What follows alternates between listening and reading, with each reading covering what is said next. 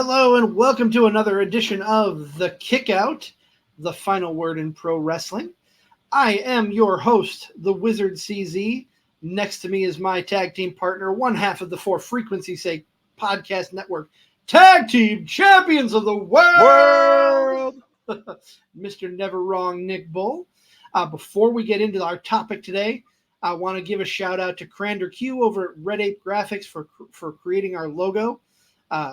Always want to try and shout him out as much as possible, and I forgot next week, so I feel like a doof, but that's okay. A bigger doof than you actually than normal. Yes, bigger doof than normal. We got to get that clear.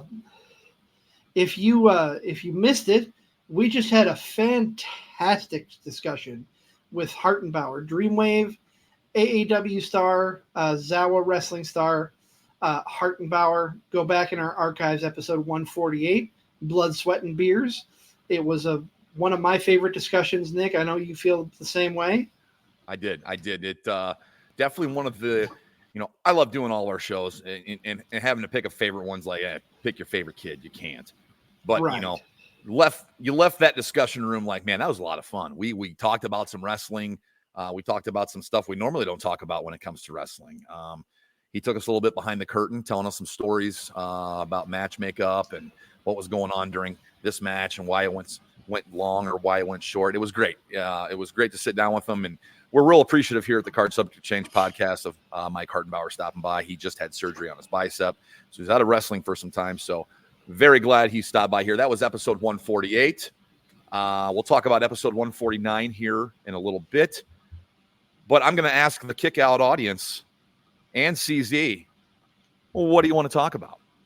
Well, last week we talked about custom titles. Mm-hmm. That was a good discussion and something we can revisit later because it's a hot topic. Yep. Let's bring up something else that's really hot. Let's talk about match stipulations. And Nick, I know you brought this up to me off air, so I'm going to toss things to you first. And is there a specific stipulation that I know your favorite match stipulation, and I'm sure we'll touch on that. We'll talk. It's gonna be talked about. I guess I'm gonna ask a rhetorical question. I'm not looking for an answer, but are we scraping the bottom of the barrel for match stipulations? Have we seen all that we can see? And what I mean by that is, I'm personally sick of last man standing matches. But that's your favorite. Texas death match. You want to call it a last man standing match? I don't care. But I feel as a wrestling fan, we have been bombarded with them. Bombarded with last man standing matches. Not just by one promotion, but like by wrestling as a whole over the last 2 to 3 years, like nonstop. So whenever I hear last man standing or Texas death match now, I just roll my eyes and I immediately detach or unplug myself from that story, no matter how good it is, because it's just hard for me to sit there and watch all the quote-unquote tropes of a last man standing match because we've seen so many of them recently. I think it's something like maybe needs to be like pushed away for a little bit. Let's try something new. And what I mean by I want to give NXT credit for their Iron Survivor match that they come up with. I don't remember what pay-per-view it is, but it's essentially a 30-minute Iron Man match with 5 other people, and you're trying to get as many pinfalls and submissions as you can. And if you get submitted or pinned, you go into the penalty box. So you lose time from being in that ring trying to make up for what you lost. I love that concept. It's fresh. It's new. I think they've only done it twice, 2 years, the last 2 years, both for the men and the women. It's a unique match. It's something we haven't seen so much of done by so many people. I just wanted to give props to that match stipulation. It's something that's newer. It's innovative. We haven't really seen it a lot in the past, and it's cool. But yeah, if you watch a wrestling show with me and there's a last man standing show, it's a running joke with me. Like I just roll my eyes. I'm over that stipulation. Am I wrong, CZ? No, not at all. I mean, look at your name. Of course. But what's your take on it? What do you think about match stipulations as a whole? And have we scraped the bottom of the barrel with creativity? Are we just too lazy at times to just fall back on a last man standing? What is your take? I think it's a little bit of both. I mean, we've quoted your one of your favorite podcasters, Mr. Jim Cornette, on the show before, talking about lazy booking, and the Last Man Standing definitely feels lazy. I'll counter that. If they do something unique to finish the match, then I'm okay with it. And I'm talking like off the wall, out of nowhere, John Cena duct taping Batista's legs together around the ring post to win the match. But you don't see that too often. You don't see something new or something innovative in those matches. It's always the same shtick. And yeah, you're right. You're looking for a little more innovation. If we're going to keep going back to these same stipulations, you want some innovation, and I get that. And I want to get back to the point as a wrestling fan, because that's what we both are. We're wrestling fans here doing a wrestling podcast. I want to get back to the point of being a wrestling fan where I'm like, yes, that's a Last Man Standing match. It's going to be a knockdown drag out. It's going to be a blow off. Yes, I can't wait. I want to get back to that, but I don't know if I'm going to get back to that in the near future because it's been so overdone lately. Yes, very much so. I'll tell you what I do like that you don't see as anywhere near as often, and it's only one company that does. There's two matches that I really love because they're innovative, they're different, and they're not thrown out there. They're maybe thrown out once a year, and one of them hasn't been thrown out for a long time. Okay. I'm talking about TNA. TNA had some unique and interesting matches. The first one I'm going to talk about is one of their go-tos for the X Division Championship, and that is the Ultimate X match. Mm-hmm. Very interesting concept, very unique. It's got kind of elements of a ladder match, and I don't know.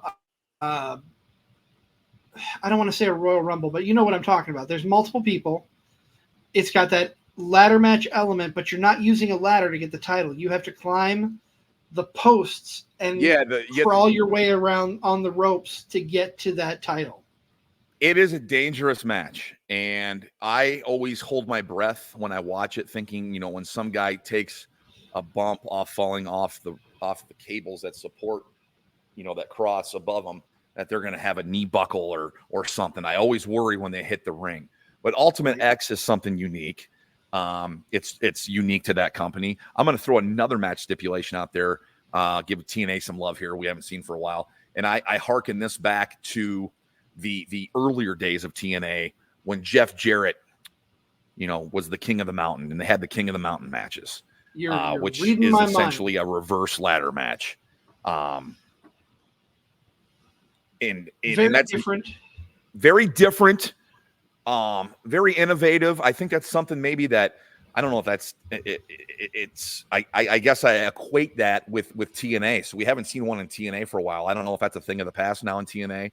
But I was watching some old TNA the other day on the Roku channel, and they had one on, and I'm like, man, this is, I remember these when they happened and didn't really pay too much attention to them at the time, and now I kind of wish they did more of them. So that might be something that just, exclusive to TNA. I don't know, but that's a match stipulation I wouldn't mind seeing come back at some point.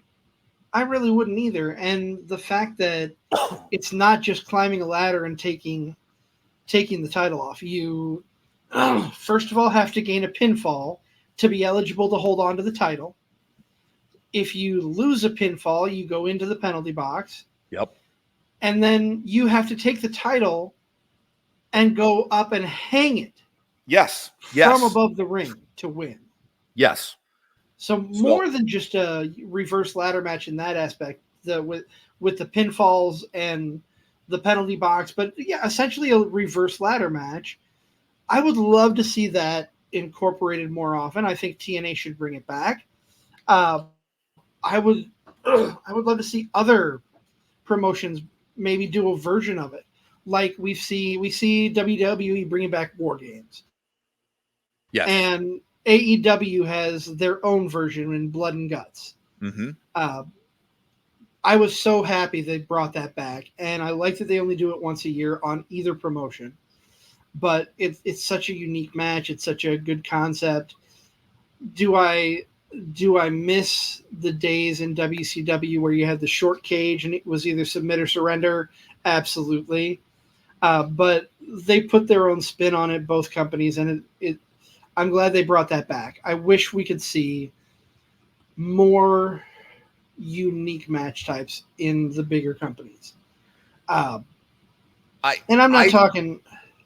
Oh, go ahead. Neither one of us are deathmatch guys. I don't want to see AEW or WWE adopt a light tube match. No. I get hardcore matches. They got the time and the place, but I'm not talking down to the deathmatch crowd. I'm not talking down to deathmatch fans. It's just not for me. I threw last man standing Texas death matches under the bus as a stipulation that I'm over. What stipulation are you just over? Oh, that's tough. I don't know. I don't know if there's one that I'm particularly over, and maybe I seem to remember us talking about one, but it's escaping my memory right now. I'll tell you what. I'll turn it a different way though. Okay.